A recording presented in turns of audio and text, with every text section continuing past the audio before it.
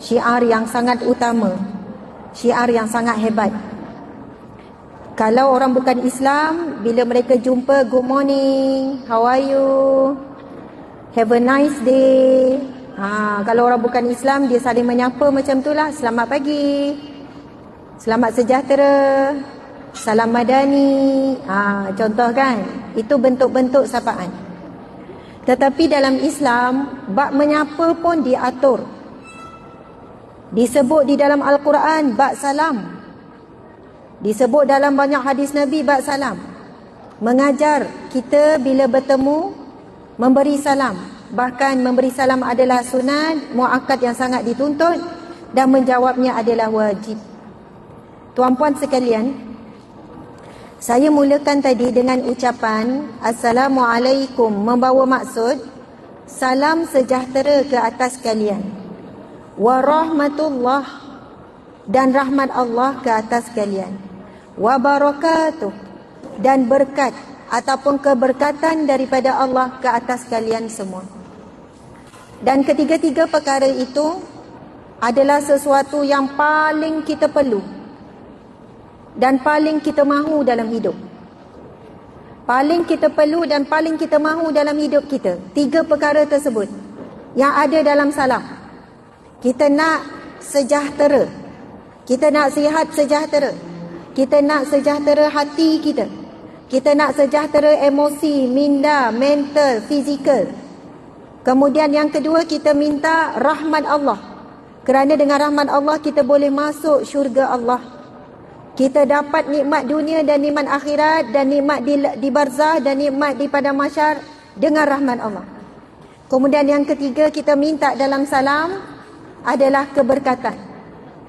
Tuan-puan sekalian, tuan-tuan ni ada ramai isteri. Betul ke ramai isteri? Siang pula, seorang je? Alhamdulillah, Masya Allah. Tuan-tuan ada isteri, puan-puan ada suami. Lepas tu kita semua ada anak-anak, betul atau tidak? Ada rumah tak?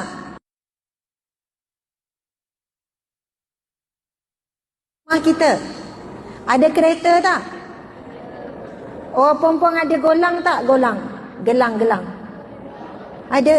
Cuba angkat nak tengok gelang. Oi, tebal-tebal ni. Orang kata MBPJ ni kaya-kaya, betul lah? Gelang pun gile-gile. Seminggu tu lain-lain setiap hari. Kan kalau pakai sekaligus banyak sangat. InsyaAllah ya, kaya raya dunia dan akhirat. Kaya senyuman, kaya iman, betul kan? Kaya kasih sayang. Okey. Tuan-puan ada cincin? Oi, banyak ustazah, kalau ikutkan penuh jari ni. Subhanallah. Banyak sangat. Kalau nak tanya satu-satu, bab pakaian, bab kasut, bab handbag, bab baju, macam-macam lah. Tetapi yang membezakan, apa yang Allah kurniakan kepada kita, pasangan ke, anak ke, pekerjaan ke, gaji ke, yang membezakan adalah berkat ataupun tidak. Betul atau tidak? Isteri, tuan-tuan, kalau dia isteri yang berkat, kekal sampai akhirat, ke tuan-tuan nak tukar isteri lain nanti kat syurga? Boleh je. Kan, apa salahnya kat dunia orang lain, kat syurga orang lain pula? Takkan orang sama tuan kan? Puan-puan nak suami yang sama ke nak suami lain lah kat syurga? Oh, ada juga yang nak lain rupanya. Ustazah, yang ni bertahan je ni Ustazah sementara hidup. Agak-agak esok kat syurga orang lain lah pula Ustazah, dengan yang baru lah. Dah jemu dah ngadap muka sama nanti. Tuan-tuan, puan-puan sekalian, yang jawab tu macamlah confirm syurga ya. Boleh milih-milih pula pasangan dia, nak yang sama ke, nak yang lain ke. Dapat masuk syurga pun syukur kan? Sebab soalan ni saya selalu terima. Orang perempuan lah tanya saya, sebab orang lelaki jarang tanya. Ustazah, boleh tak saya nak doa minta suami lain ke akhirat esok? Saya dah letih dah bergaduh dengan lelaki saya kat dunia ni. Asyik-asyik gaduh. Asyik gaduh-gaduh. Jadi saya tak nak dah gaduh dia pula kat syurga. Saya kata kat syurga memang tak ada gaduh dah. Puan sayang tak? Memanglah sayang, tapi jemu ada juga. Dia kata nak suami lain lah, nak suami lain. Saya kata macam ni lah. Minta saja syurga dengan Allah. Allah yang maha tahu bagaimana nak beri kepada kita. Suami yang sama ke, pasangan yang sama ke, macam mana ke, yang terbaik dan terlayak untuk kita. Dan sesungguhnya di akhirat, di syurga tak ada dah jemu, gaduh-gaduh, semua tak ada. Memang berkasih sayang je dan tak pernah puas dalam berkasih sayang. InsyaAllah kita semua ke syurga. Tuan-puan sekalian, kereta yang kita bawa pergi kerja, bawa pergi jalan tu, kita boleh bawa sampai ke kubur, boleh bawa sampai akhirat. Siapa kata tak boleh bawa kereta? Tapi bukan exactly sama lah. Subhanallah. Apabila kereta yang kita guna berkat, kita guna cari rezeki, buat pergi ke tempat yang baik, maka keberkatan itu kekal. Pahala itu kekal. Pahala kita beli kereta, kita guna kereta itu kekal sampai ke alam kubur. Rumah yang kita duduk tu kalau berkat, boleh kekal sampai akhirat. Bukanlah rumah yang sama kita bawa ke akhirat, tetapi keberkatan daripada rumah tersebut, kasih sayang yang dibina dalam rumah, amalan-amalan yang kita bina dalam rumah, maka ia berkekalan pahalanya daripada hasil kita beli itu sampai akhirat. Isteri yang berkat, anak yang berkat, kereta, rumah, segala harta yang berkat, kita boleh kekal dan bertambah-tambah di akhirat kelak. Subhanallah tuan-puan sekalian, sekali lagi sebenarnya nak bagi salam. Sebab saya cakap salam tu ada 3 doa yang penting tu. Ada salam, patu warahmatullah dan wabarakatuh. Macam salam tuan-puan sekalian, Allah berfirman dalam Al-Quran, Salamun alaikum bima sabartum. Sadaqallahul azim. Yang bermaksud, salam sejahtera ke atas kamu disebabkan sabar kamu di dunia dahulu. Ayat dia sebelumnya ialah Allah berfirman, apabila masuk orang-orang yang sabar ke dalam syurga, maka para malaikat akan berdiri di setiap penjuru syurga. Lalu mereka menyambut kedatangan orang yang sabar masuk ke dalam syurga dengan ucapan, Salamun alaikum bima sabartum. Salam sejahtera, selamat datang kepada kamu disebabkan sabar kamulah kamu dapat masuk syurga ni. Siapa orang yang banyak sabar kat sini angkat tangan? Siapa yang banyak sabar angkat tangan? Ada yang angkat. Masya Allah. Oh, 2 orang je. MBPJ ni penyabar. Yang lain semua pemarah belaka ni. Okey, semua pemanas. Saya tanya lagi sekali. Siapa dekat sini, dia banyak ujian, banyak cabaran, banyak dugaan, dan dia dah hadapi pelbagai sampai hari ini. Dan mustahil ya, kalau kita tak sabar, tuan-puan tak duduk kat sini. Kalau tuan-puan tak sabar, tuan-puan tak duduk sini ni.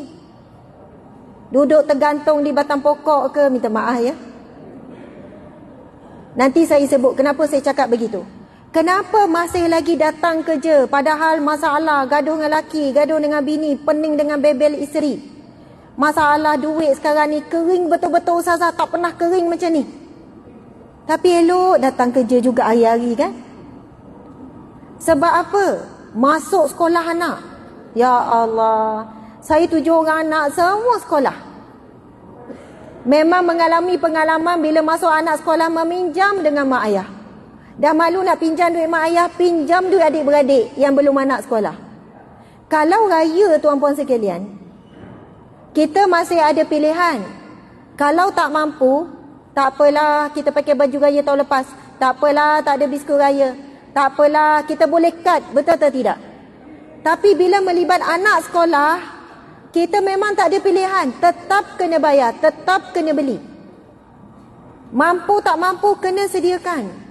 Sebab itu saya respect dan saya rasa kagum sangat dengan ibu ayah sekalian.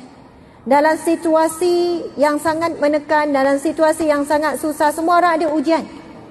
Bukan cerita hari ni susah sekolah anak ni, daripada dulu. Semua ibu bapa Zaman mak nenek kita dulu cerita macam-macam bila nak sekolahkan anak. Betul atau tidak?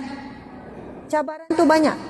Dan itu adalah jihad dan pengorbanan ayah-ayah dan ibu-ibu sekalian yang sangat besar pahalanya. Sangat besar. Tuan-puan, kita tak tahu besarnya pahala kita sekolahkan anak. Besarnya pahala duk beri duit belanja tu. Lega bulan Ramadan tak payah beli duit belanja. Masya Allah. Besar pahala tu kita akan nikmati di akhirat kelak. Memang susah sekarang. Tetapi setiap amalan anak kita, setiap pekerjaan dia, setiap apa yang anak kita buat bila dia dah remaja dewasa, kita dapat pahala tanpa henti. Bahkan anak kita istighfar pun kita dapat pahala. Anak kita solat kita dapat pahala. Anak kita buat apa amalan kita dapat pahala tanpa putus. Ini bukan saya yang cakap. Nabi SAW bersabda, di akhirat kelak ada hamba Allah bertanya kepada Allah, ya Allah, daripada mana pahalaku ini? Tiba-tiba terkejut pahala banyak. Padahal ingat-ingat dulu kat dunia sibuk bekerja je, pagi petang balik rumah, masak, lepas tu dah ngantuk tidur. Balik rumah penat, lepas tu basuh baju gini, gaduh-gaduh sikit-sikit, kelang kabut, esok ulang balik. Bila masa laku ibadah banyak macam ni. Tapi jawapan Allah, ini adalah istighfar anak kamu. Itu kelebihan bila Allah beri rezeki menjadi ibu ayah. Memang susah jadi ibu ayah, memang penat. Ini orang lelaki, cuma dia orang jenis tak meluah. Isi kata bang kena bayar ni, PIBG ni, beli buku ni, kasut anak ni. Dia tu kan ya. Lepas tu dia bagi. Isteri pun berkongsi juga yang bekerja kan, keluarkan juga duit. Sama-sama susah dan payah. Padahal besar nilai tu. Baru ke dah lama dik? Dia cuma Sangkut. Okey. Tak apa, biar je. Okey. Subhanallah. Tuan-puan sekalian, Masya Allah. Jadi kita hanya melalui hari-hari kesusahan, tapi sebenarnya kita lalui dengan sabar. Ada orang tanya saya, Ustazah, macam mana nak sabar? Macam mana nak sabar? Saya kata, puan dah kahwin berapa tahun? Dah 12 tahun. Sabarlah tu. Kau tak sabar dah lama dah. Tapi saya bukan isteri penyabar. Saya marah-marah suami. Sabarlah tu. Tak payah fikir sangat lah. Tak payah nak judge buruk sangat pada diri sendiri. Ada juga suami tanya, saya ni Ustazah memang garang, saya ni gini-gini dengan isteri. Isteri sayang tak? Dia tetap sayang. Encik baguslah tu. Encik ada sabar encik. Cuma encik kadang lebih menghitung keburukan daripada kebaikan. Saya bukan ibu bapa yang bagus gini. Anak sekolah tak? Sekolah. Baguslah tu. Anak cukup makan cukup. Tapi saya kadang pukul dia, saya cubit dia. Nak macam mana? Kita manusia biasa. Ada waktunya kita hilang kawalan diri. Tuan-puan sekalian, Nabi pernah ditanya oleh seorang sahabat, ya Rasulullah. Bukan ditanya. Sahabat ni dia luah. Namanya Hanzalah. Hanzalah pergi jumpa Sayyidina Umar. Menangis tak esak-esak. Hanzalah ni dia bagi salam, nak jumpa Nabi. Lepas tu Sayyidina Umar duduk dengan Nabi. Nabi suruh, wahai Umar, tengok siapa dekat depan rumah tu. Tengok Hanzalah duduk menangis. Hanzalah ni lelaki, duduk menangis tak esak-esak. Lepas tu Sayyidina Umar tanya, kenapa dengan kamu Hanzalah ni menangis beria-ria? Tuan-tuan pernah menangis beria-ria tak orang lelaki? Oh, orang lelaki mana menangis Ustazah? Nabi, para sahabat kuat menangis. Dan sifat para Nabi semua kuat menangis. Orang perempuan kat sini memang kuat menangis juga. Tengok K-drama Korea. Itu bukan tanda hati lembut ya. Menangis menunjukkan hati lembut. Menangis kerana Allah. Lepas tu tuan-puan sekalian, Sayyidina Umar tanya Hanzalah, kenapa kamu menangis ni Hanzalah? Hanzalah jawab, wahai Umar, aku munafik wahai Umar. Aku munafik. Kenapa kamu cakap kamu munafik? Ketika aku bersama dengan Nabi, aku merasakan syurga itu dekat, neraka itu benar. Aku boleh jaga diriku, perangaiku, akhlakku. Aku jadi orang yang sangat baik ketika aku dengan Nabi. Tapi bila aku bersama dengan keluargaku, aku jadi orang lain. Aku lupa tentang syurga neraka, aku lupa tentang akhirat. Aku lalai dengan keluargaku, bersukaria, bergembira, ketawa dengan ahli keluargaku. Aku munafik. Depan Nabi aku begini, belakang Nabi aku begini. Lalu Sayyidina Umar pun menangis sama, dan dia pun cakap, Kalau begitu Tuan Zola, aku pun munafik. Dua-dua pun pergi jumpa Nabi. Dua-dua pergi jumpa Nabi. Cerita pada Nabi perasaan mereka. Lalu Nabi pun berkata, Nabi kata apa? Sa'atan. Sesaat. Ada saat kamu ingat Allah, ada saat kamu lupa. Ada saat kamu sabar, ada saat kamu tidak sabar. Ada saat sekian-sekian, dan itu fitrah manusia. Dan menariknya jawapan Nabi, sekiranya kamu mampu kekal, maintain, ingat Allah, taat Allah, akhlak, maintain, mulia, baik selalu, lemah lembut selalu, perfect selalu, maka sesungguhnya para malaikat akan berbaris untuk bersalam denganmu. Hadis yang sahih, cuba cari dalam kitab Riyadhus Shalihin. Nabi kata, kalau kamu kekal macam kamu duduk depan aku, selalu ingat Allah dan sebagainya, akhlak semua baik, maintain, nescaya para malaikat akan berbaris untuk bersalam dengan kamu. Nak kata benda tu tak akan berlaku. Masya Allah. Allahu Akbar. Alhamdulillah. Itu sebenarnya tak mula ceramah lagi, sebab saya kan nak bagi salam kan. Okey, sekali lagi tuan-puan sekalian, kita jawab dengan lebih khusyuk, sebab saya sebenarnya mendoakan dengan doa yang sangat hebat, iaitu 3 doa tu: sejahtera, rahmat dan berkat. Okey, insya-Allah. Bismillahirrahmanirrahim. Assalamualaikum warahmatullahi wabarakatuh.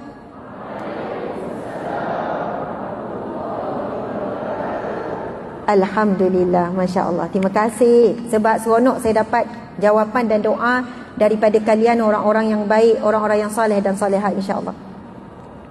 Terima kasih kepada penganjur Majlis Bandaraya Petaling Jaya Selangor, MBPJ.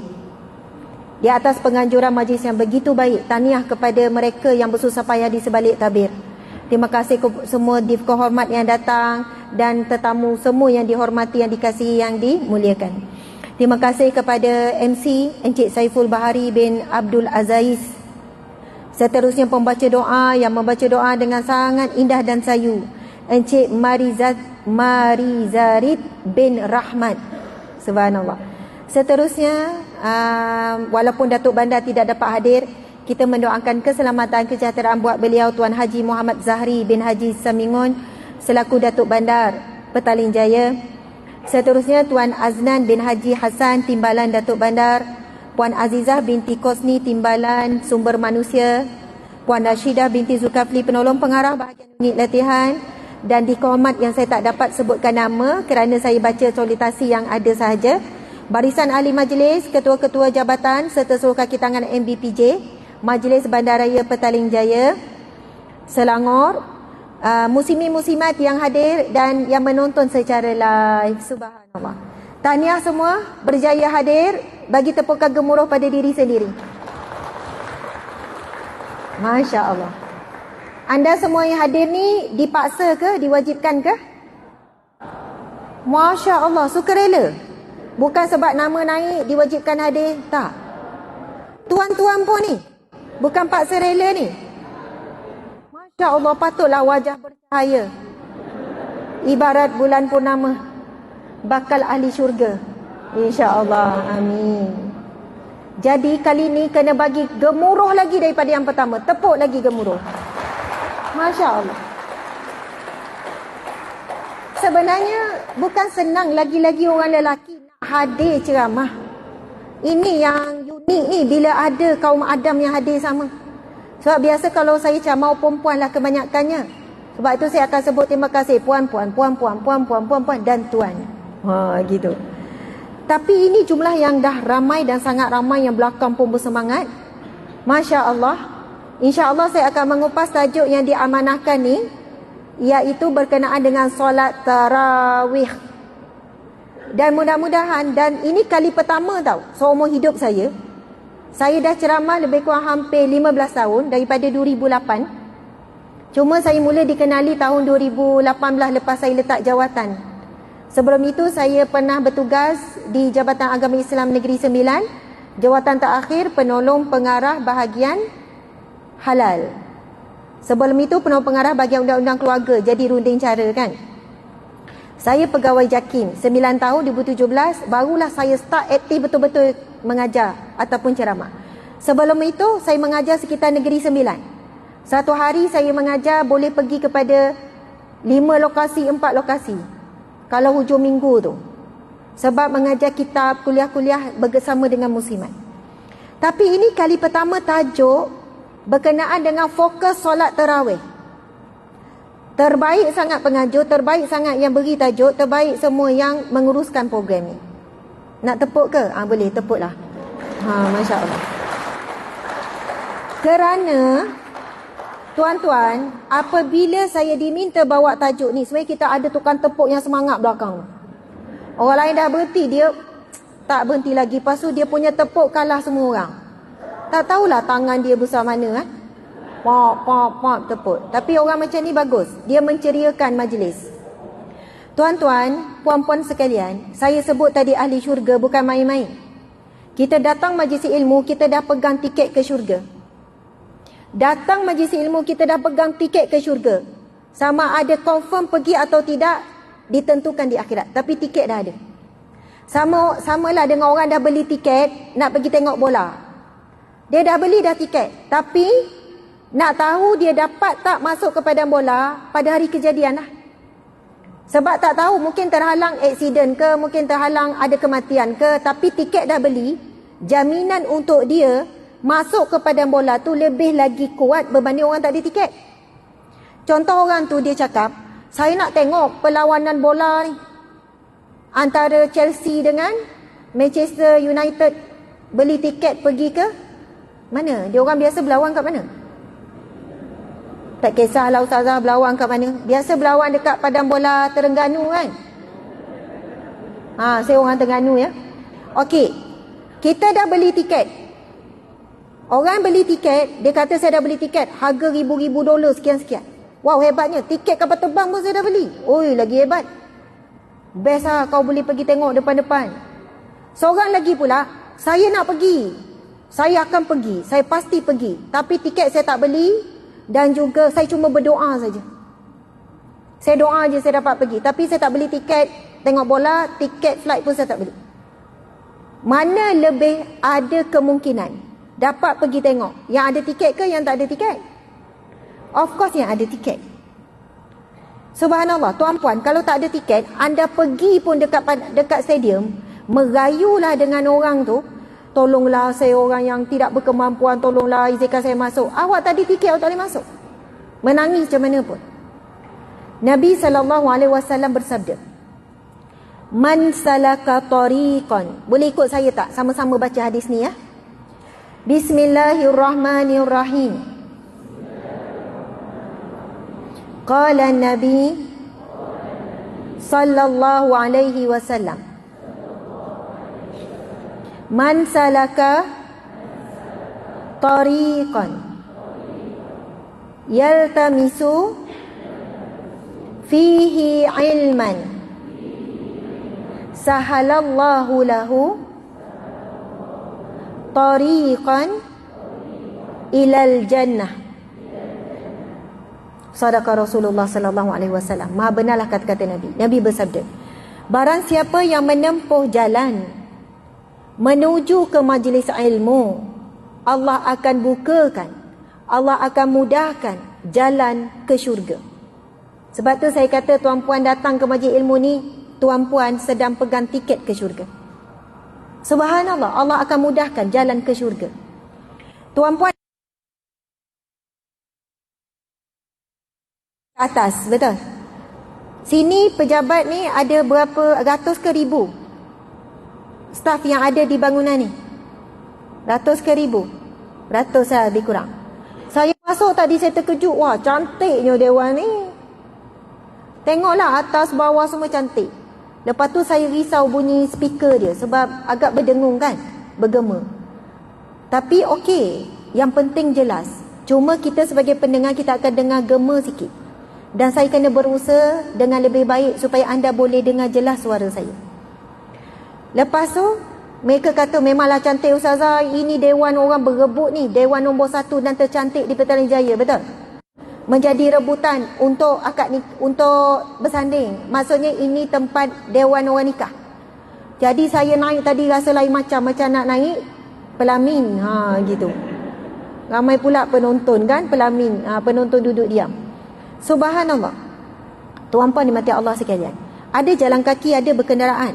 Tapi perjalanan anda tempuh tadi perjalanan yang terindah, terbaik, perjalanan menuju ke syurga. Nabi bersabda, "Idza marartum bi riyadil jannah farta'u, fama riyadil jannah hilaku zikru." Nabi ditanya, bila Nabi berkata, bila kamu nampak taman syurga, kamu kena singgah, Nabi kata. Lalu sahabat bertanya, di mana taman syurga tu? Ada taman syurga ke kat dunia ni? Nabi menjawab, majlis ilmu, majlis zikir, itu taman syurga. Kalau ikutkan sebenar jumlah staf MBPJ ni, saya rasa tak muat dewan ni, betul atau tidak? Dan semua orang tahu ada majlis ilmu pagi ni. Tapi tak semua orang bersungguh-sungguh dan dipilih oleh Allah untuk berada di sini. Ada orang terhalang, ada orang dia yang menghalang dirinya. Sebab itu saya ucap tahniah kepada tuan-puan sekalian. Kerana niat, nekat dan akhirnya buat. Bukan hanya niat tapi buat hadir. Subhanallah. Tuan-tuan sebagai lelaki, sebagai suami, cuba paksa sebulan sekali sekurang-kurangnya. Dapat 2 minggu sekali lagi bagus, seminggu sekali lagi bagus. Bawa isteri anak-anak ke majlis ilmu. Bawa. Itu akan menyelesaikan banyak kerja tuan-tuan. Tuan-tuan akan dihormati oleh isteri dan anak-anak. Bukan kerana tuan-tuan yang menagih untuk dihormati, tapi Allah akan beri.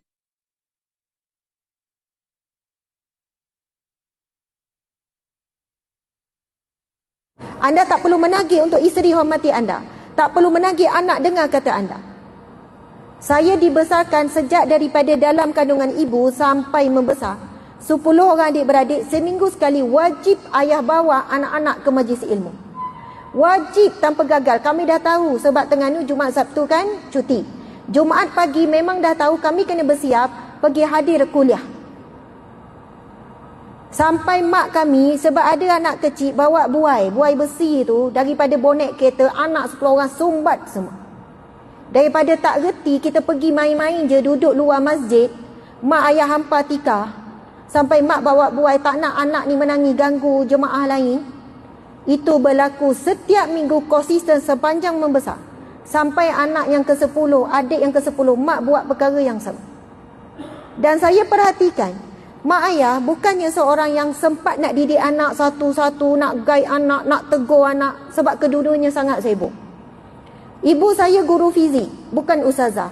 Ayah saya pula businessman, sangat sibuk. Dia ada banyak kedai, dia ada banyak kesibukan. Lepas tu, tetapi yang mereka konsisten sebagai ibu ayah bawa anak pergi majlis ilmu. Tuan-puan, apabila dibawa anak ke majlis ilmu, hadis tadi tu, Masya Allah. Makasih tuan yang hadir. Oh ada, okey. Tak apa. Bila bawa anak keluarga ke majlis ilmu, hadis Nabi tadi, menempuh jalan ke taman syurga, ke majlis ilmu, tempuh jalan ke syurga. Suami ni dah bawa ahli keluarga ke syurga, tempuh jalan menuju ke syurga. Subhanallah. Tuan-puan sekalian, setiap langkah kita ke majlis ilmu, Allah ampunkan dosa, Allah naikkan darjat. Subhanallah, itu saya kata, insya-Allah dengan istiqamah dapat sebulan sekali pun jadi, anak itu kita tak sempat didik, tapi Allah akan ganti guru-guru, cikgu-cikgu yang benar untuk didik anak.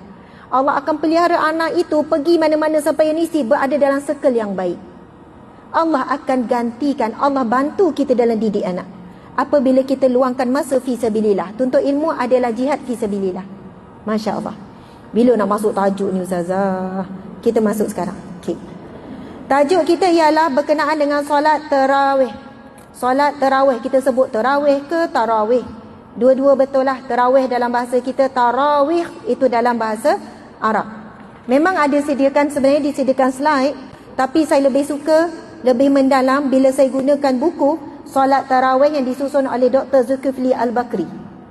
Sebab tu saya nak ucap terima kasih kepada penganjur, sebab anda telah memaksa saya untuk membaca buku ini. Dan saya dapati banyak ilmu baru sendiri yang saya sendiri baru tahu. Baru saya tahu. Tuan-puan sekalian, Yang pertama, ada 5 solat sunat yang lebih baik dan lebih dianjurkan untuk solat berjemaah. 5 saja. Yang pertama, solat Aidul Fitri. Solat sunat Aidul Fitri. Yang kedua, solat sunat Aidul Adha. Yang ketiga, solat sunat istisqa. Solat sunat minta hujan turun kalau musim kemarau. Yang keempat, solat sunat gerhana, sama ada gerhana matahari ataupun gerhana bulan. Dan yang kelima, solat sunat tarawih. Ini saja 5 solat sunat yang lebih baik, lebih afdal, dianjurkan untuk dilakukan secara berjemaah. Solat sunat tarawih, Nabi buat tak jemaah? Nabi buat tak secara berjemaah solat sunat tarawih? Jawapannya, Nabi buat. Okey, saya tanya lagi sekali. Jelas ya? Saya tanya, solat sunat tarawih Nabi buat tak jemaah? Buat. Sekurang-kurangnya bila hadir majlis ilmu ni, kita dah dapat ilmu yang dijawab dengan yakin. Nabi buat. Tetapi bila masuk hari ketiga, sahabat tunggu. Nabi tak keluar-keluar. Hari pertama Nabi buat jemaah, hari kedua Nabi buat jemaah, hari ketiga Nabi tak keluar, hari keempat tunggu lagi Nabi tak keluar. Lepas tu ditanya, ya Rasulullah, kenapa ya Rasulullah? Nabi kata, Nabi jawab, sekiranya aku berjemaah setiap malam denganmu untuk menunaikan ni solat tarawih ni, solat sunat malam untuk malam bulan Ramadan ni, aku bimbang ia menjadi wajib ke atas kamu. Kalau Nabi buat berterusan dengan sahabat, akhirnya perbuatan tu tak jadi sunat. Bukan sekadar wajib solat tarawih, wajib jemaah juga. Sampai hari ini, hukum solat tarawih adalah sunat muakkad, sunat yang sangat dituntut. Dan Nabi pernah solat berjemaah dan Nabi ada tidak berjemaah. Tujuan Nabi supaya bimbang ia dijadikan wajib. Bila zaman Sayyidina Umar radhiyallahu anhu, Sayyidina Umar mewajibkan ataupun solat tarawih dibuat setiap malam berjemaah tanpa putus.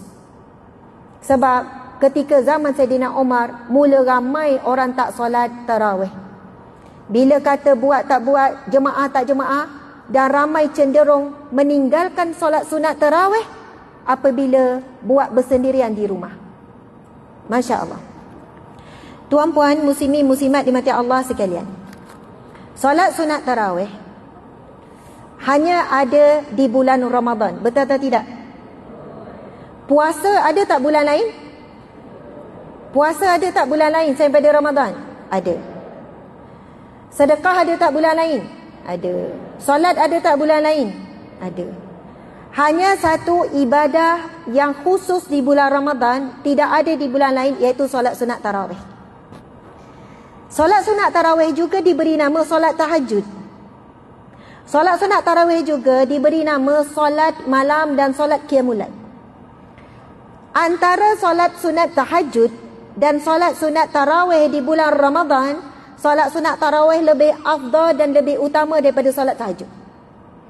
Salah pemahaman kita jika kita tertinggal tarawih, kita kata tak apalah tarawih tapi saya jaga tahajud. Tahajud di bulan lain pun ada. Tetapi tarawih sampai disebut, ulama membincangkan dan Nabi juga menjelaskan. Kita akan pergi sedikit kepada satu hadis Nabi SAW. Nabi bersabda, man shoma Ramadan atau man qama Ramadan imanan wahtisaban ghufira lahu ma taqaddama min zambih. Nabi bersabda, barang siapa yang menghidupkan Ramadan dan mendirikan Ramadan dengan siangnya iaitu puasa, dengan malamnya iaitu qiyamul lail, maka diampunkan segala dosanya yang terdahulu. Tuan-puan, kita ni banyak dosa, betul atau tidak? Dosa mata sangat banyak. Tengok benda yang mengarut, tengok benda maksiat, tengok benda kotor. Dosa telinga, dengar maksiat. Dosa tangan, menulis benda-benda yang jijik, menulis benda-benda yang salah, menekan butang sebar benda fitnah. Like tu semua malaikat catat. Kita tak komen, kita tak apa, kita like je. Subhanallah, semua tidak terlepas. Subhanallah, tuan-puan sekalian. dosa kaki, dosa mulut, tak payah cakap lah dosa lidah. Mengumpat, aktiviti mengumpat tu memang tak perlu nak mikir-mikir kepakaran semua orang. Semua tahap kepakaran tu tak habis-habis. Daripada kita start balik, ngumpat kawan sekelas, ngumpat cikgu, masuk universiti, ngumpat pensyarah, dah ada jiran, ngumpat jiran, dah ada kawan, dah ada suami, ngumpat suami, ada isteri, ngumpat isteri. Tapi kadang isteri lah yang banyak ngumpat suami, minta maaf lah. Dia atas dasar dia luah perasaan kat kawan dia. Kawan pula cungkil-cungkil. Kenapa mata kau merah, gaduh dengan lelaki Alah, kau ceritalah, aku kawan baik kot, mana tahu aku boleh bagi nasihat ke, pandangan ke. Lepas pada tu asyik cerita, asyik mata merah cerita, asyik mata merah cerita. Orang lelaki pula, kalau dia gaduh dengan bini, dia dilek-lek je. Macam tu kan, lek-lek je. Betul tak tuan-tuan? Oh, tengok, betul. Tuan-tuan kalau gaduh dengan bini, tuan-tuan tak stres ke? Relax. Inilah ciri-ciri ahli syurga, Masya Allah. Sebab saya tengok suami saya pun macam tu. Kalau gaduh, dia okey, makan elok, tidur pun berdekor, layan juga bola. Yang kita yang merajuk ni lah, sampai tak makan lah. Padahal ada drama kita suka, tiba-tiba tak tengok lah. Kan kalau tengok macam tak sah lah merajuk tu. Merajuk, lepas tu tiba tengok drama kan. Macam tak sah, macam tak pure lah merajuk tu. Tapi orang lelaki boleh relax, padahal benda tak settle lagi ni. Contoh, memang unik betul kan ciptaan Allah. Perempuan pun unik, lelaki pun unik. Orang perempuan macam tu lah tuan-puan sekalian, makhluk yang tuan-tuan sayang tak isteri? Oh, terbaik tuan. Sayang. Mestilah sayang. Masya Allah. Walaupun perangai dia macam budak-budak kan, tak habis-habis panggil budak, tapi sayang juga. Siapa tak sayang bini kan? Masya Allah. Encik nampak macam sayang sangat tu. Terlebih sayang encik. Bila tanya tu tengok wajah berseri-seri. Masya Allah. Hari-hari cakap I love you Itu ciri-ciri suami penyayang ya. Nanti boleh korek rahsia daripada dia. Tuan-puan dimati Allah sekalian, sebenarnya saya kenapa saya cakap topik tu dah lupa dah. Pasal tarawih lepas tu. Kenapa melalut sampai tu pasal gaduh, basuh muka. Oh, pasal ngumpat. Betul. Masya Allah, pasal ngumpat. Puan-puan, orang perempuan rasa mengata suami tu dia rasa tak salah. Sebab atas dasar luah masalah. Dia luah dekat adik-beradik, dia luah kat kakak, dia luah kat kawan-kawan dia. Masya Allah. Tapi lelaki jarang luah. Sebab itu dia punya maruah. Wallahualam. Ke puan-puan pernah dengar orang lelaki mengadu pasal isteri dia kat perempuan? Oh, ada. Oh, sekarang lelaki dah berubah. Oh, dia luar. Okey, mungkin dia tanya pendapat lah. Dia lain sikit level dia kot. Wallahualam. Tuan-tuan, kita ada banyak dosa dengan suami. Setuju? Banyak dosa dengan isteri, banyak dosa dengan anak, dengan mak ayah, dengan kawan-kawan. Dosa anggota, dosa dengan Allah, dosa dengan Rasulullah. Tapi Allah beri satu bulan. Kalau kamu hidupkan siang dan hidupkan malam, kamu diampunkan seluruh dosa. Allahu Akbar. Dosa lama, dosa baru, dosa besar, dosa kecil, dosa ingat, dosa lupa, dosa sengaja, tak sengaja. Dosa kita tahu dan kita tidak tahu. Ada banyak juga dosa yang kita tak tahu pun punya dosa. Ada dosa yang kita tak sengaja buat. Ada dosa yang kita dah lupa. Ada dosa lama yang kita pun tak tahu macam mana nak cari orang yang kita buat salah tu. Masa sekolah rendah, ada tak ejekkan kawan? Ada. Kawan tu boleh detect lagi tak nak minta maaf dengan dia? Tak boleh detect lah. Masa belajar dulu universiti ataupun kolej, pernah ngumpat tak pensyarah? Pernah. Cari tak pensyarah tu nak minta maaf? Tak tahu dah nak berhubung macam mana. Kalau mati, lagi susah. Tuan-puan sekalian, sebab itu kita sangat memerlukan Ramadan ini. Kita sangat memerlukan dan perlu faham. Jadi para ulama menyebutkan, subhanallah, Ramadan ini tidak sempurna, hanya siang saja puasa. Dia perlu disempurnakan dengan malamnya, dengan tarawih. Kalau selama ni kita duduk faham, bulan Ramadan ni yang kena jaga puasa siang. Tetapi orang yang dah tingkatan kefahamannya meningkat, Ramadan ni tak akan sempurna melainkan malamnya tarawih. Syarat hidupkan malam Ramadan adalah tarawih. Itu nombor satu. Barulah pergi kepada solat-solat sunat yang lain. Pergi kepada ibadah baca Quran, ibadah zikir. Paling utama ibadah khusus di bulan Ramadan, siangnya khusus adalah puasa, malamnya khusus adalah solat sunat tarawih. Subhanallah. Malam pertama, penuh masjid, penuh surau. Sama dengan rumah kami, sampai nak pergi taman kami. Surau tu sampai dekat tangga. Malam kedua, dah hilang dah satu baris. Malam ketiga, hilang 3 baris. Malam keempat, malam keempat, semua dah boleh masuk dalam surau yang kecil tu. Dah tak ada dah. Berlaku tak dekat masjid, tuan-tuan? Yang tak tahu tu mungkin tak pergilah. Tak tahu berlaku ke tak, sebab dia tak pergi. Saya nak tanya, betul atau tidak, kita sendiri awal-awal semangat, lepas tu dah tak pergi tarawih. Tapi misi saya hari ini adalah untuk setiap daripada kita yang hadir memahami besarnya pahala tarawih dan besarnya peranan tarawih, sehingga kan kita akan baiki balik malam ni tarawih sampai hari terakhir tarawih. InsyaAllah. InsyaAllah. Takbir. Allahu Akbar. Takbir. Allahu Akbar. InsyaAllah. Okey. Muslimin muslimat, saya nak bacakan. Ketika Rasulullah SAW masih hidup, solat ini dinamakan solat Qiyamul Lail. Solat mendirikan malam pada bulan Ramadan. Ia belum dinamakan solat sunat tarawih. Memang namanya adalah solat Qiyamul Lail. Subhanallah. Begitu juga di zaman Sayyidina Abu Bakar, dan nama tarawih ini wujud di zaman Sayyidina Umar. Sebab tarawih membawa maksud solat untuk kita rehat. Yang mana solat ini 2 rakaat, rehat sekejap. 2 rakaat, rehat sekejap. 2 rakaat, rehat sekejap. Baik, solat sunat tarawih berapa rakaat? Berapa rakaat sunat tarawih? 8 ke? 10 ke? 12 ke? 20? Oh, ada kata tak ada limit. Nabi SAW buat solat sunat tarawih sebanyak 20 rakaat.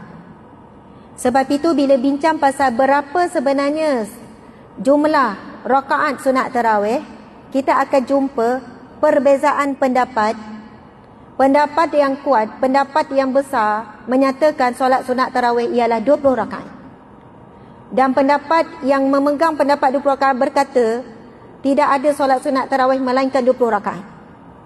Namun di sana ada perbezaan perbahasan ulama sehinggalah dibenarkan dan ada solat sunat tarawih 8 rakaat. Dan ada pula yang solat sunat tarawih 10 rakaat. Pada zaman Nabi dan para sahabat, solat sunat pada setiap malam Ramadan dilakukan 23 rakaat, iaitu 20 rakaat tarawih dan 3 rakaat adalah solat sunat witir. Subhanallah. Saya tanya seterusnya, solat sunat witir mana lebih afdal? Solat jemaah sama dengan imam ataupun kita balik rumah solat sunat witir sendiri? Betul. Mazhab Syafi'i, bahkan sebagian mazhab Hambali dan para ulama menyatakan afdal di bulan Ramadan solat sunat witir didirikan bersama dengan imam. Tarawih 8 rakaat kan akan kadang ada tazkirah sikit, kadang tak ada tazkirah setengah tempat. Ramai orang lepas tarawih dah bangun, betul atau tidak? Tak apa, itu pun dibenarkan, bukan buat perkara yang salah. Mereka yang bangun untuk buat witir sendiri diharuskan ataupun disunatkan, digalakkan untuk bangun apabila dia yakin dia akan bangun untuk tahajud. Tetapi apabila kita solat secara umumnya, afdal witir pada bulan Ramadan berjemaah dengan imam. Masya Allah. Jadi kita boleh ubah sikit, duduk sampai habis dengan imam. Ini bukan kata-kata saya, kita akan bacakan perbicaraan ini berdasarkan pendapat mazhab-mazhab. Tuan-puan sekalian, kita sambung lagi. Saya baca, saya kata saya nak baca buku ni kan. Kita tengok sakat mana yang kita boleh baca. Perkataan tarawih berasal daripada kata rawaha, yang artinya berehat. Ibnu Manzur dalam Kamus Lisan Al-Arab berkata, tarawih adalah kata jamak dari tarwiha, artinya berehat. Maka dinamakan solat itu solat tarawih kerana setiap 4 rakaat, iaitu 2 rakaat disunatkan berehat. Kemudian diikuti 4 rakaat berikutnya. Begitulah sehingga habis bilangan rakaatnya. Subhanallah.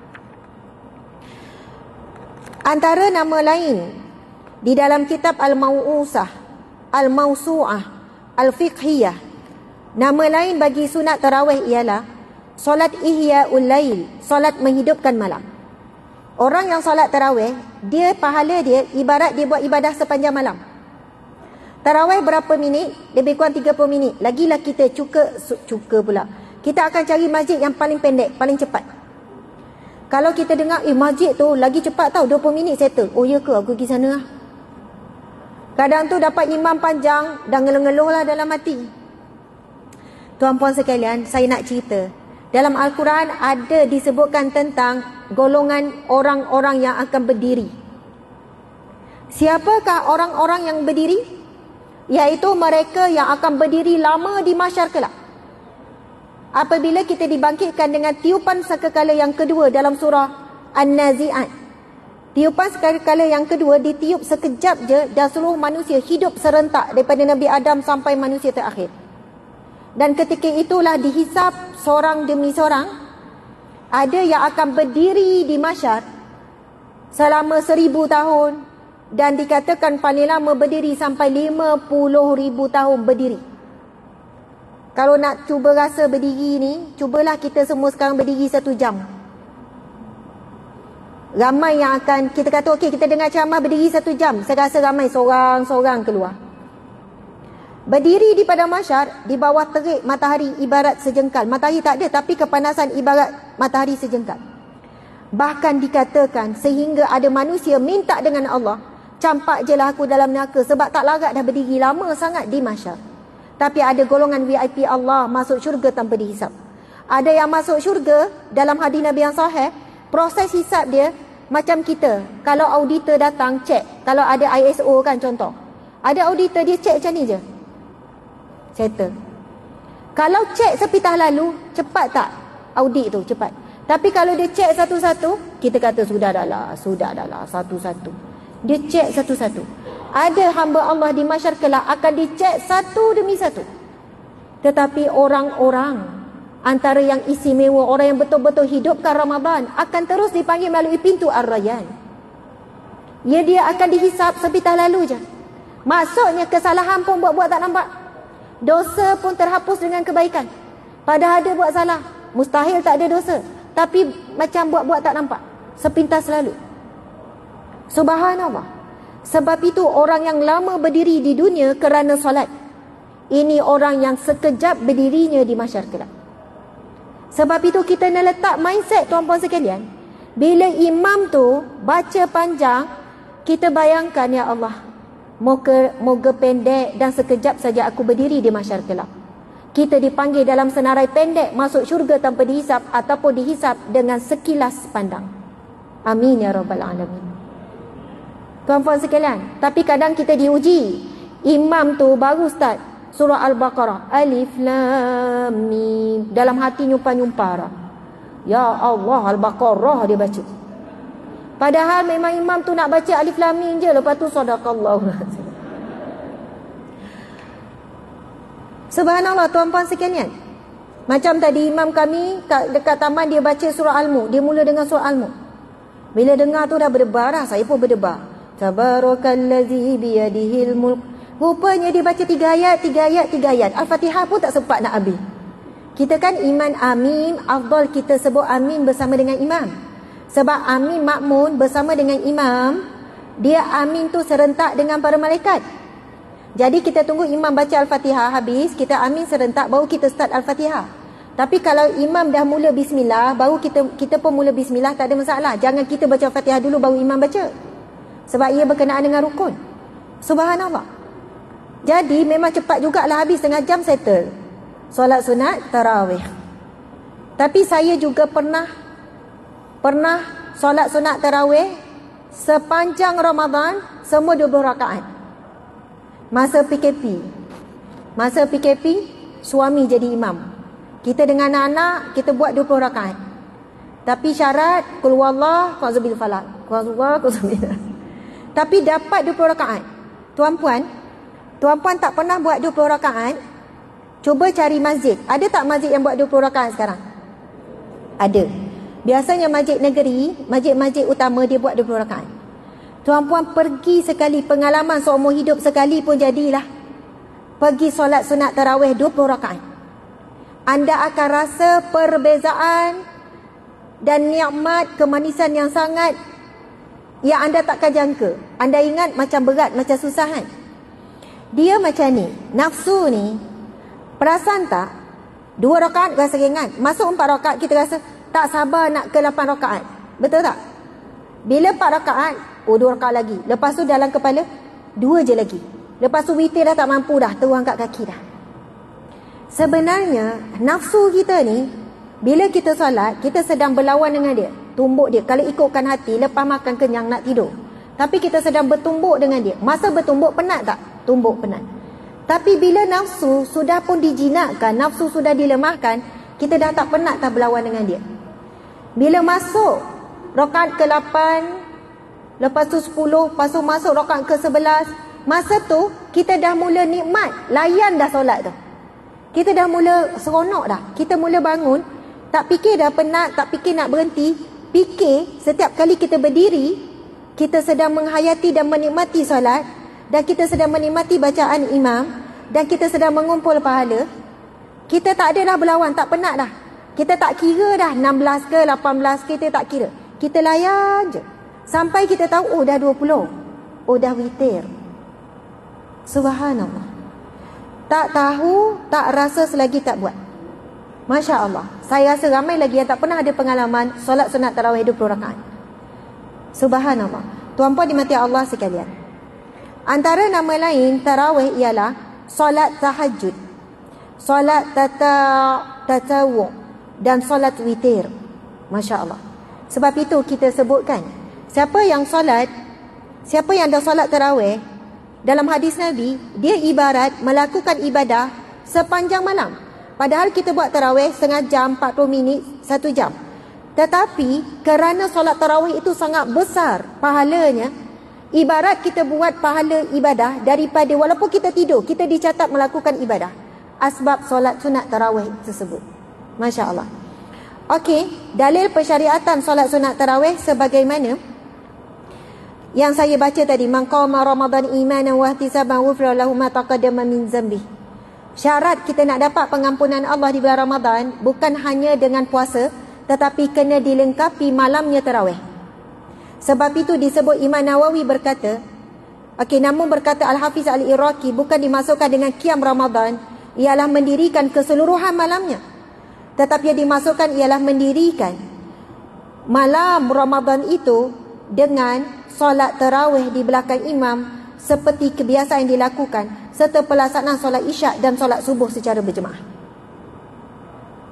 Kalau siang, kita kena buat ibadah sepenuhnya, daripada start subuh sampai berbuka puasa. Betul atau tidak? Maksudnya kita dalam ibadah sepanjang masa. Tapi bila malam, menunjukkan kita ibadah sepanjang masa ialah solat maghrib, solat isyak, solat tarawih, kemudian solat subuh sebagai permulaan kepada siang. Itu dah cukup dicatat kita melakukan ibadah sepanjang malam. Dah cukup dah tu. Tapi kalau buat lebih baik. Maksudnya siang sepanjang masa dicatat pahala dengan puasa, malam dicatat melakukan ibadah sepanjang malam dengan melakukan ibadah solat maghrib, solat isyak dan solat tarawih, kemudian solat subuh. Subhanallah. Okey, seterusnya.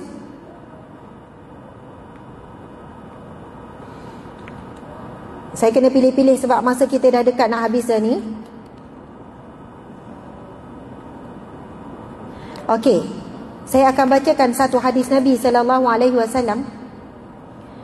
Riwayat Bukhari, hadis yang sahih. Pada suatu malam dalam bulan Ramadan, aku telah keluar bersama Umar bin Al-Khattab radhiyallahu anhu ke masjid.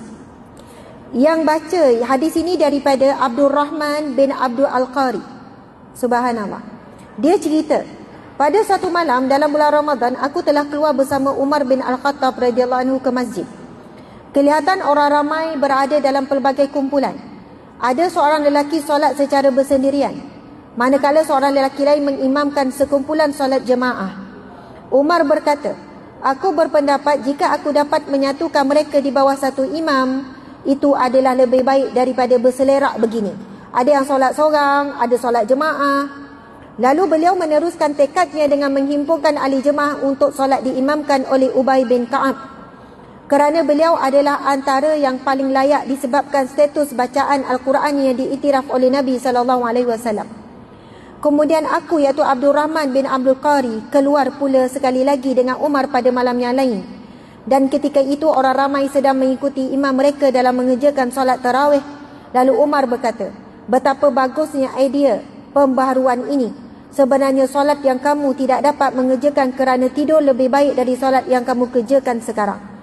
Beliau maksudkan dengan solat yang lebih baik itu ialah solat akhir malam. Dan orang ramai biasa melakukan solat pada awal malam. Subhanallah. Tuan-puan yang dirahmati Allah sekalian, antara soalan yang biasa ditanya, Ustazah, kalau dah witir, lepas tu bangun malam tahajud, kena witir lagi tak? Jawapannya tak perlu. Dan dalam hadis yang lain, Nabi menyebutkan tentang bab witir ni, Nabi pernah menyampaikan pesan, wasiat kepada para sahabat. Antara wasiat Nabi, jangan kamu tidur melainkan kamu berwitir. Solat sunat witir ni, solat sunat yang sangat dituntut kita buat pada setiap malam sebelum tidur. Lepas solat isyak, kita solat witir. Berapa rakaat? Witir itu 3 rakaat. Kalau masa suntuk, baru dapat buat 1 rakaat pun dikira witir. Contoh tuan-puan sekalian, time-time kita malas nak buat solat witir, rasa berat, lepas solat isyak, kita buat solat duduk ya. Lepas solat isyak, kita pun duduk. Ini bukan bulan Ramadan ada tarawih. Lepas bagi salam, atahiyat, kita solat duduk ya. Solat 2 rakaat, bagi salam. Lepas tu solat 1 rakaat, bagi salam. Saya pun selalu solat duduk kalau witir. Bukan sebab sakit, sebab ada malas tu lah, malas. Milamalising. Kadang malas. Malas tu sampai tahap rasa tak nak solat witir tu. Lepas tu saya fikir, daripada tak solat, baik solat walaupun duduk. Solat sunat dibenarkan duduk, bukan syarat sakit ya. Kamu sihat, kamu cegas, kamu kuat, kamu boleh solat sunat duduk. Nak solat sunat witir duduk, silakan. Nak solat sunat tarawih duduk, silakan. Lepas tu orang tanya, awak sakit lutut ke tak? Awak sakit urat tak? Awak tak boleh berdiri tak? Memang boleh duduk solat sunat. Apa pun solat sunat. Nak solat tahajud duduk, silakan. Solat sunat duduk ni memang lebih relax. Betul tak? Dan lebih cepat. Tapi lebih baik daripada tak buat langsung. Saya sebut, kalau malah macam mana pun nak buat solat sunat ni, buatlah duduk. Tetapi dalam hadis Nabi, solat duduk separuh pahalanya berbanding berdiri. Tapi lebih baik daripada tak solat, sebab langsung tak ada pahala. Betul atau tidak? Solat sah tak? Memang sah. Tak perlu ragui. Solat sunat boleh duduk. Bagi orang sehat, pahalanya separuh daripada solat berdiri. Tetapi bagi orang sakit, pahalanya tetap penuh. Dia duduk sebab dia sakit, pahalanya tetap penuh sebagaimana dia solat berdiri. Ini untuk solat sunat saja. Solat fardu tak boleh ada pilihan duduk ya. Masya Allah. Subhanallah, muslimin muslimat. Kita tengok hadis Nabi berkenaan dengan berapa bilangan rakaat solat. Riwayat Al-Bahaqi dalam Sunan Al-Kubra menyebutkan satu riwayat, kanu yaqumuna ala ahdi Umar bin Khattab radhiyallahu anhu fi syahri Ramadan bi 20 rakaat. Pada zaman permintaan Umar Al-Khattab, orang ramai bersolat malam pada bulan Ramadan sebanyak 20 rakaat. Riwayat lain menyebutkan, kana an-nasu yaqumuna fi zamani Umar Al-Khattab radhiyallahu anhu fi Ramadan bi 23 rakaat. Pada zaman permintaan Umar Al-Khattab, orang ramai bersolat malam pada bulan Ramadan, iaitu solat tarawih sebanyak 23 rakaat. Maksudnya termasuk witir. Masya Allah. Hukum solat tarawih secara berjemaah menurut mazhab Hanafi berpendapat sunat kifayah, mengikut pendapat yang asah. Maksudnya Dia bukan fardu kifayah, dia berada di bawah sunat kifayah. Maksudnya sunat yang sangat dituntut melakukan secara berjemaah.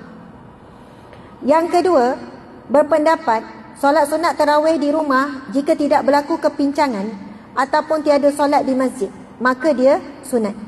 Syafi'iyah berpendapat sunat berjemaah mengikut pendapat yang sah, yang paling kuat. Ini juga pendapat dikemukakan oleh Imam An-Nawawi rahimahullah. Pendapat Hanabilah, Imam Ahmad Al-Hambali, sunat berjemaah dah lebih afdal dilakukan. Sunat berjemaah tapi afdal seorang diri. Ibnu Qamah berkata sekian-sekian. Jadi sebahagian pendapat yang lebih banyak adalah mengatakan solat sunat tarawih afdal dilakukan secara berjemaah. Subhanallah, Allahu Akbar. Okey, sekarang pukul berapa ya? 11.45. Oh, 11.37. Kita ada masa lagi lebih kurang 5 minit. Tapi tadi kita mula sepatutnya kan ada bacaan doa semua. Sepatutnya saya siap pukul 11.45. Tapi boleh ke kita siap dalam pukul 12? Tuan-puan boleh lagi tak ni? Sebab malam tadi tahajud ni tak berhenti ni, pukul 3 dah bangun ni. Saya nampak semua pun okey, hebat ya. Seorang pun tak nampak tidur ke apa. Cuma mungkin dalam hati bila nak habis. Subhanallah. Boleh tak angkat tangan kanan? Okey, letak atas bahu orang sebelah. Okey, mana ada orang sebelah letak ya. Okey, urut sikit bahu dia. Urut sikit. Urut tuan-tuan. Yang lelaki pun tolong. Okey, urut lagi, urut. Penuh kasih sayang.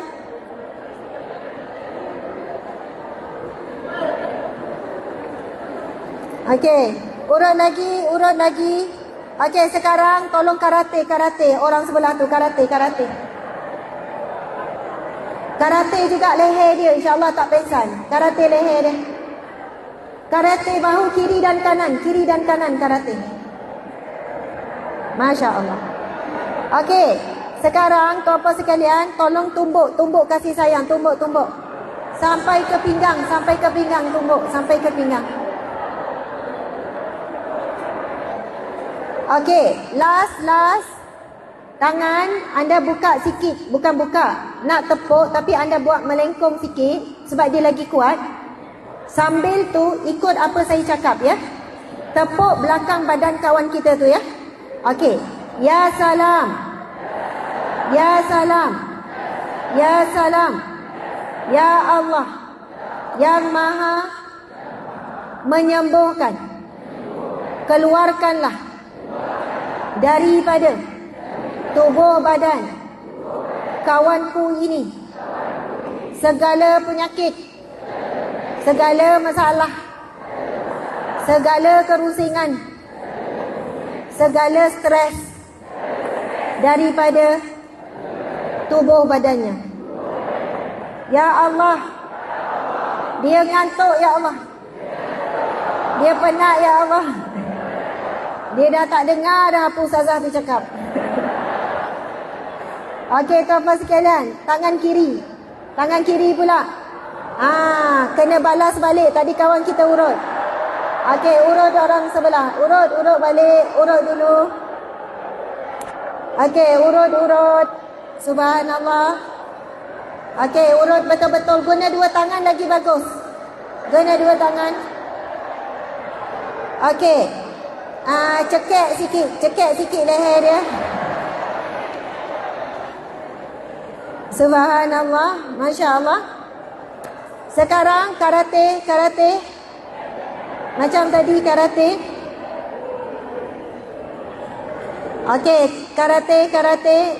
Okey, tumbuk pula, tumbuk. Okey, last kali iaitu tepuk. Ikut saya. Ya salam. Ya salam. Ya salam. Ya Allah. Ya Allah yang Maha memberi sejahtera. Sejahterakanlah hatinya.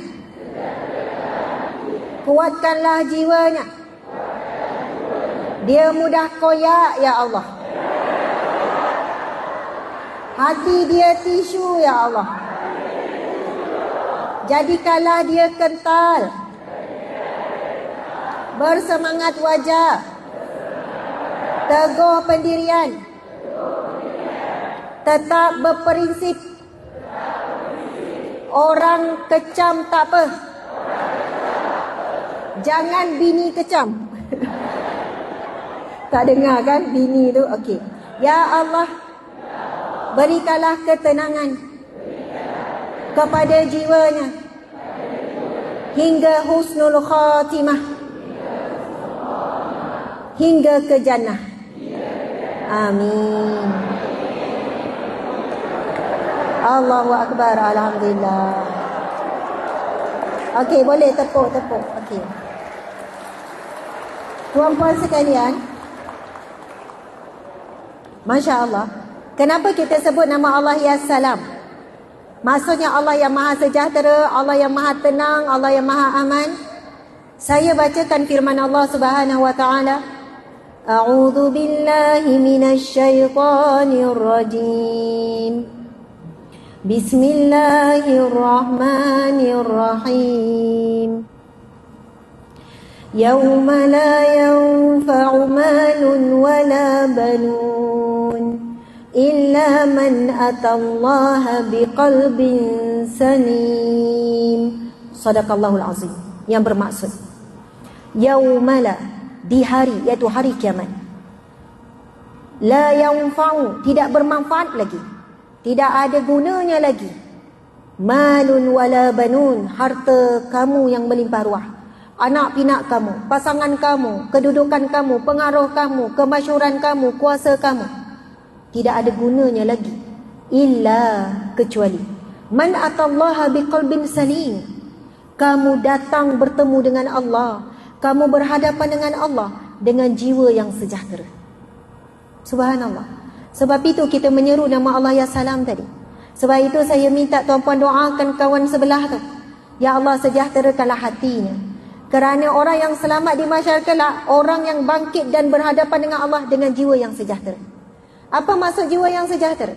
Jiwa yang tidak memberontak dengan Allah, jiwa yang taat kepada Allah, jiwa yang tidak melakukan apa yang Allah larang.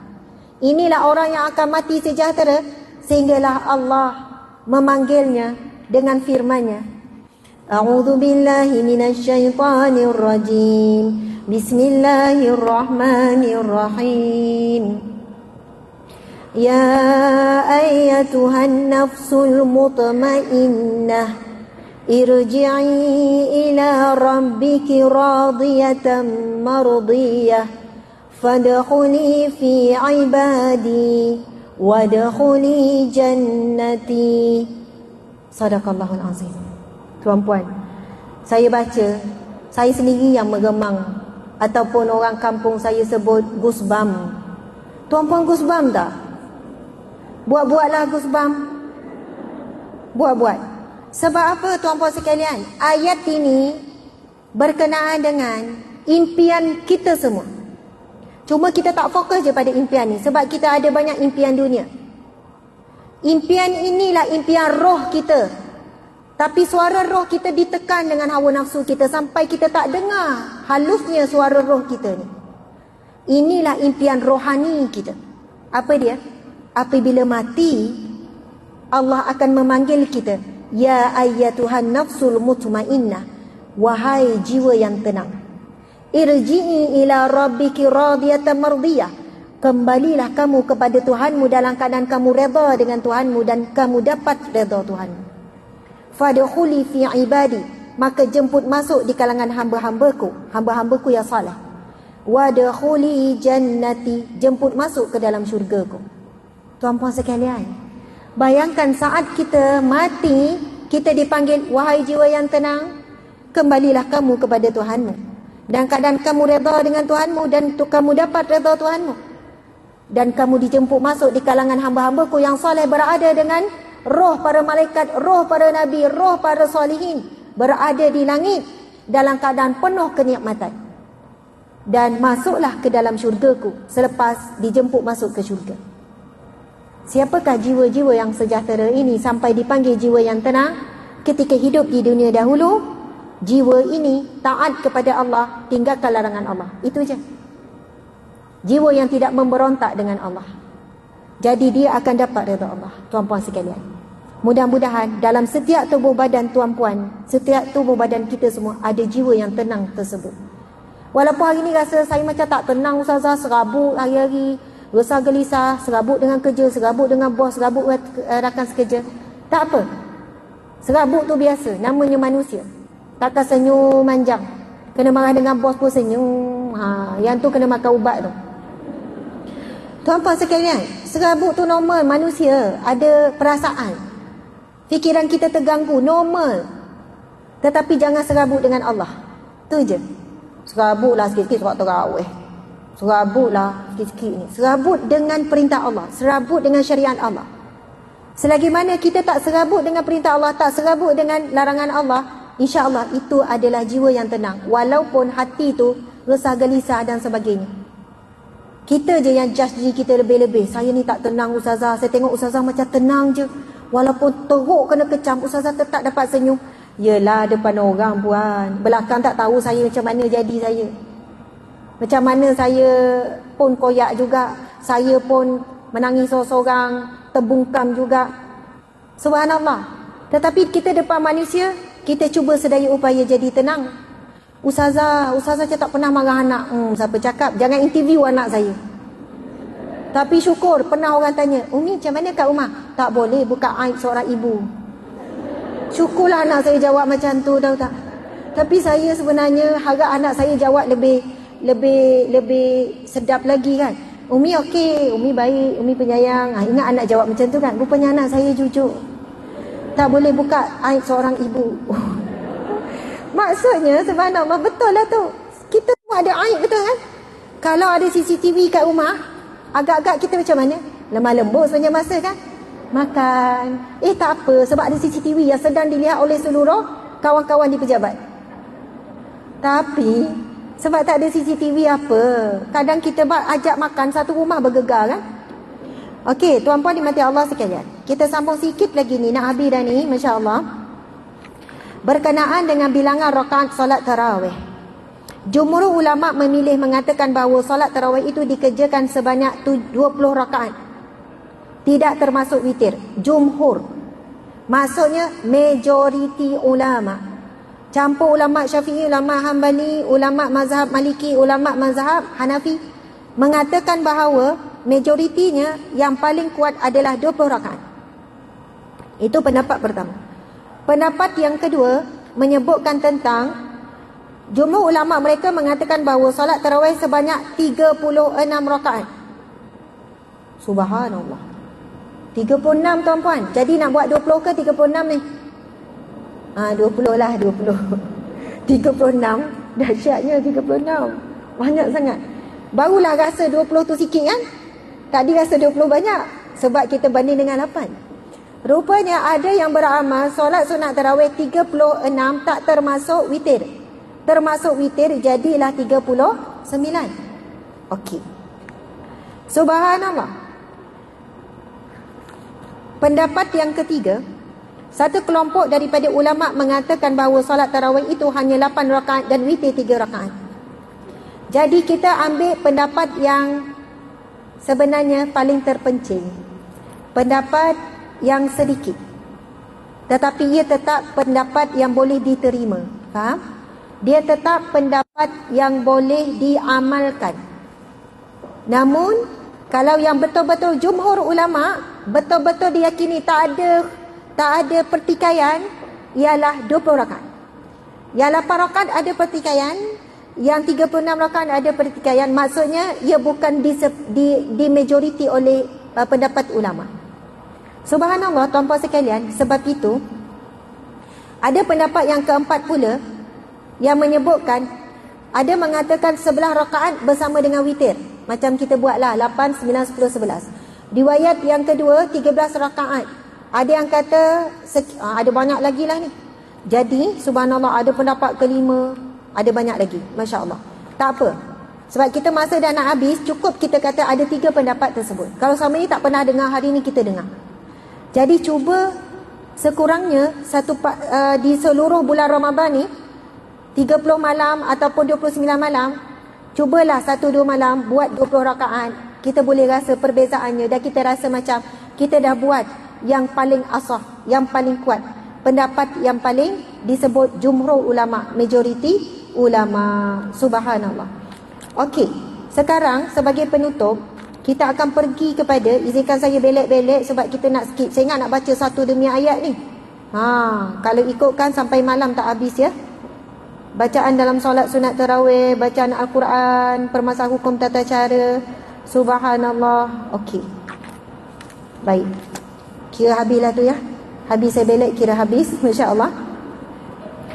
Saya nak berdiri pula sebagai penutup betul-betul. Okey. Tuan-puan, muslimin muslimat yang dihormati lagi dikasihi. Apabila kita solat sunat tarawih, yang kita buat sekarang 8 rakaat tarawih, 3 rakaat witir. Semuanya berapa? 11 rakaat. Daripada awal kita solat, kita ucap kalimah apa? Allahu Akbar. Allahu Akbar. Selepas kita ucap Allahu Akbar, kita disunatkan baca doa iftitah. Betul atau tidak? Tuan-puan baca doa iftitah panjang ke pendek? Yang panjang tu. Yang panjang tu benar, doa iftitah ada lebih kurang 12 jenis bacaan.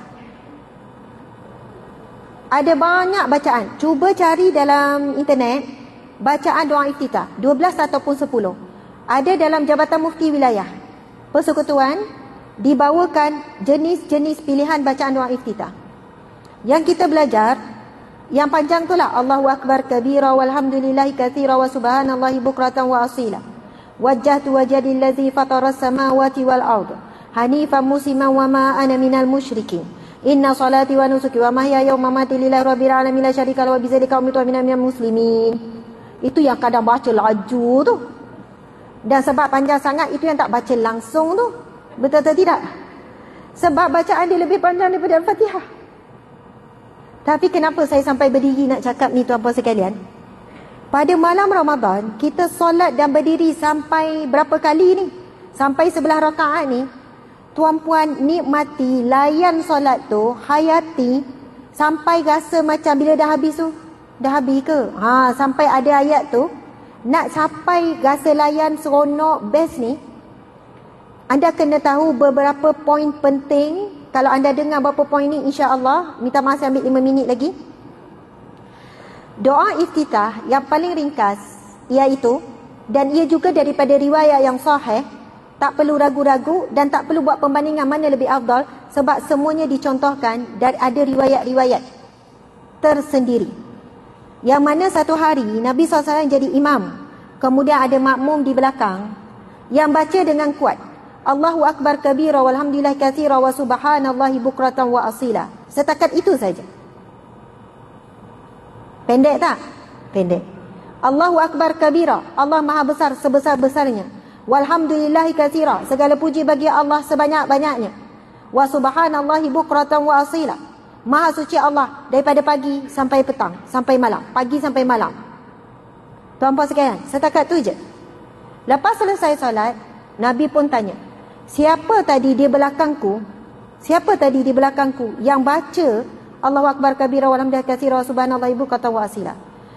Nabi tanya kali pertama, semua senyap. Sebab takut nak jawab, takut salah. Nabi tanya lagi kali kedua ataupun sampai kali ketiga, barulah seorang sahabat menjawab, saya ya Rasulullah. Takut-takut angkat tangan. Lalu Nabi jawab, ketika kamu membacanya, pintu langit terbuka untuk kamu. Tuan-puan sekalian, sebab itu namanya doa iftitah, doa pembukaan. Tak perlu baca sampai panjang. Kalau nak baca sampai panjang, silakan. Barakallah. Sebab doa yang panjang tu sangat hebat. Tapi daripada kita tak baca langsung, selepas ini, bacalah yang pendek. Dalam hadis yang lain, Nabi SAW bersabda, Subhanallah walhamdulillah tamla'u ma bainal ardi was samawat. Kalimah subhanallah dan alhamdulillah pahalanya memenuhi antara langit dan bumi. Sebab itu kita tak akan rasa galat. Takkan rasa galat pula. Tak rasa berat nak baca doa iftitah. Allahu Akbar. Sebab dia macam ni tau, tuan-puan. Contohlah, saya puji puan dekat depan ni. Puan ni comel lah, secomel-comelnya. paling comel, tercomel. Puan ni pun rasa macam, janganlah ustazah lebih sangat tu kan. Puan ni cantiklah, si cantik-cantiknya. Bayangkan, kita puji dalam doa iftitah, Allahu Akbar kabira. Ya Allah, Engkau maha besar sebesar-besarnya. Walhamdulillahi kathira. Segala puji bagimu ya Allah sebanyak-banyaknya. Kita tak perlu nak ulang Alhamdulillah, Alhamdulillah, Alhamdulillah, Alhamdulillah supaya jadi banyak. Cukup kita cakap Alhamdulillahi kathira. Segala puji bagi Allah sebanyak-banyaknya. Macam kita ucap terima kasih. Tapi bila kita cakap terima kasih banyak-banyak, maksudnya terima kasih kita tu sangat banyak.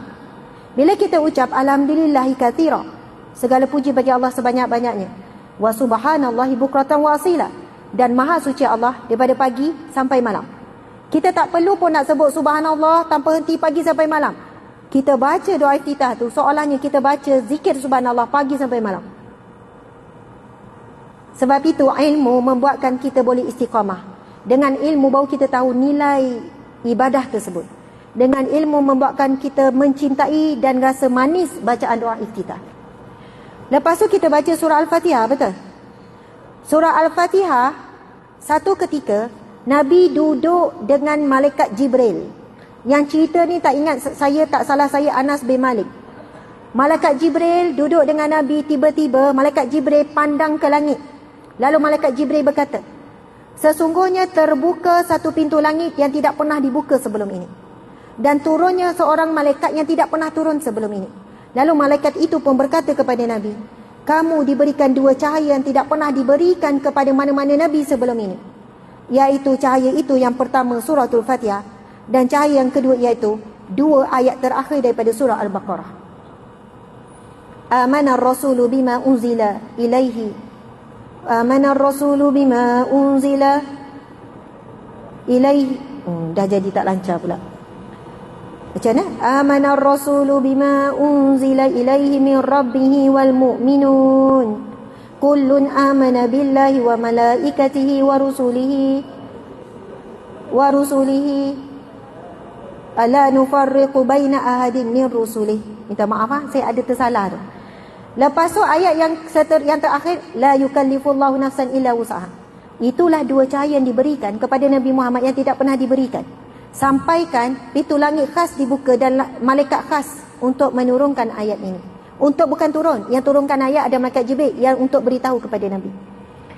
Jadi subhanallah, tuan-puan dimati Allah sekalian, mudah-mudahan dengan perkongsian pada hari ini memberikan semangat dan istiqamah, termasuk wanita juga afdal dituntut untuk jamaah. Minta maaflah, saya tak sempat nak kupas panjang, tapi saya jawab soalan wanita suka tanya, ustazah mana afdal? Solat di masjid, di surau ataupun di rumah? Saya jawab, kedua-duanya afdal. Kedua-duanya ada hujah tersendiri, ada hadis yang berkait. Pada zaman Nabi, wanita, isteri Nabi, para sahabat wanita solat tak di masjid? Solat. Belajar dan bacalah, ada banyak sirah, ada banyak kisah. Sampaikan ada satu tali yang mengikat pada salah satu tiang Masjid Nabawi. Nabi tanya, ini tali apa ni? Kenapa ada tali yang mengikat pada tiang Masjid Nabawi ni? Lalu mereka pun beritahu, itu tali, saya tak ingat itu nama isteri Nabi yang mana. Isteri Nabi ni bila solat di masjid, dia akan ikat pinggangnya dan ikat tali tu dengan tiang. Kerana dia akan bila solat sunat, dia akan berdiri begitu lama. Dan dia bimbang, berdiri lama tu menyebabkan dia tumbang. Dia tak sedar dia tumbang. Kerana manis dan khusyuknya membaca Al-Quran, bimbang tak sedar terlalu lama berdiri, itu yang diikat. Sampai Nabi beri teguran kepada isteri tersebut. Isteri Sayyidina Umar pergi mengadu pada Nabi, ya Rasulullah, suamiku Umar sangat cemburu. Dia tak bagi aku pergi solat dekat masjid.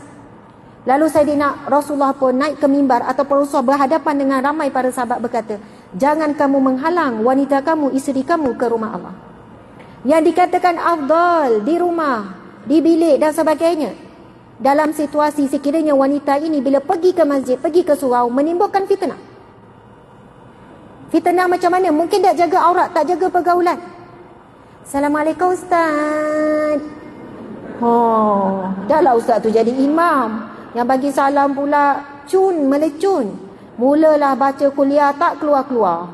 Tak jumpa, mana nak sudah ni, duk ingat. Ustaz, tak ada orang, wanita tak boleh jaga dirinya, nada suaranya, subhanallah.